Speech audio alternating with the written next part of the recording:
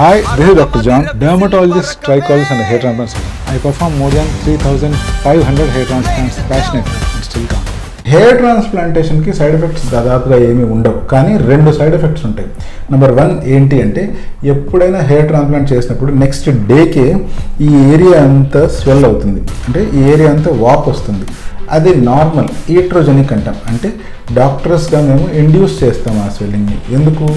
కింద స్కాల్ప్కి ఉండే స్ట్రక్చర్స్కి డ్యామేజ్ జరగకుండా స్కిన్ని కొంచెం పై పొరలు లేపినట్లు ఆటోమేటిక్గా ఆ స్వెల్లింగ్ అంతా అబ్జర్వ్ అయిపోతుంది.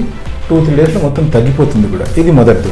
రెండోది ఏంటి అంటే, ఇక్కడ లోకల్ అనస్థీషియా, ఈ ఏరియాలో లోకల్ అనస్థీషియా ఇవ్వడం వల్ల ఆ ఏరియా అంతా నంబ్ అయిపోతుంది, అంటే మొద్దుబారిపోవడం కానీ బండబారిపోవడం కానీ జరుగుతుంది. అలా బండబారిపోయింది కాస్త మళ్ళీ నార్మల్ స్కిన్, అంటే నార్మల్ సెన్సేషన్స్ అట్లీస్ట్ ఒక 4 or 5 డేస్లో అందరికీ వచ్చేస్తాయి.